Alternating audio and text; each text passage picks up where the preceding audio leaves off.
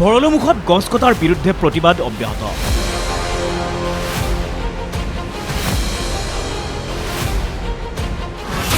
গছ কটাৰ বিৰোধিতা কৰি জেল গ'ল 2 যুৱক।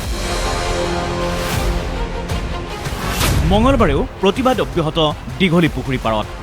2 যুৱকক মুক্তিৰ দাবীত কবিতাৰে প্ৰতিবাদ। গুৱাহাটী মহানগৰীত অব্যাহত আছে গছ কটাৰ বিৰুদ্ধে প্ৰতিবাদ। প্ৰথমে দীঘলী পুখুৰীত, এইবাৰ প্ৰতিবাদৰ স্থান ভৰলুমুখ। বিগত এসপ্তাহ ধৰি ভৰলুমুখত গছ কটাৰ বিৰুদ্ধে অব্যাহত আছে প্ৰতিবাদ। প্ৰতিবাদ কৰি এইখন ছবি অংকন কৰিছিল চিত্ৰশিল্পী মাৰ্চেল বৰুৱাসহ এইসকল প্ৰতিবাদকাৰীয়ে।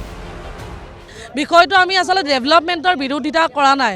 ডেভেলপমেণ্ট হ'ব লাগে, কিন্তু প্ৰকৃতি ৰক্ষা হ'ব লাগে। তাতে ভৰলুমুখত যিখন অভাৰব্ৰিজ বা দলঙৰ প্ৰস্তাৱ আছিলে, সেই দলংখন কৰাৰ পূৰ্বে পাব্লিক হিয়াৰিং নহ'ল। যদি পাব্লিক হিয়াৰিং হ'লহেঁতেন তেতিয়াহ'লে এনেকুৱা ধৰণৰ ঘটনা নঘটিলহেঁতেন।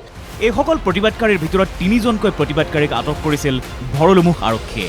মাৰ্চেল বৰুৱা, অংশুমান বৰদলৈ আৰু কমল কুমাৰক আটক কৰিছিল ভৰলুমুখ আৰক্ষীয়ে। সোমবাৰে 14 দিনৰ ন্যায়িক জিম্মালৈ প্ৰেৰণ মাৰ্চেল আৰু অংশুমানক। এই দৃশ্য মঙলবাৰৰ। হাতে হাতে প্লে কাৰ্ড লৈ 2 যুৱকৰ মুক্তিৰ দাবীত কবিতাৰে প্ৰতিবাদ। নাট্যকাৰ হিমাংশু প্ৰসাদ দাস, কবি নীলিম কুমাৰৰ অংশগ্ৰহণ। এই সময়খিনিয়ে এজন শিল্পীৰ মনত যিবোৰ অনুভূতিৰ জন্ম দিব, তেওঁৰ শিল্পকৰ্মত তাকেই প্ৰকাশ পাব।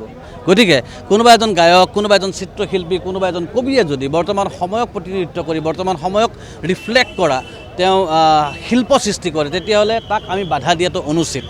দীঘলী পুখুৰীত হোৱা এই প্ৰতিবাদত অংশগ্ৰহণ SFI, শিল্পী সমাজৰ লগতে কেইবাখনো মহাবিদ্যালয়, বিশ্ববিদ্যালয়ৰ ছাত্ৰ ছাত্ৰীৰো। এই কাৰ্যৰ তীব্ৰ বিৰোধিতা কবি নীলিম কুমাৰৰ।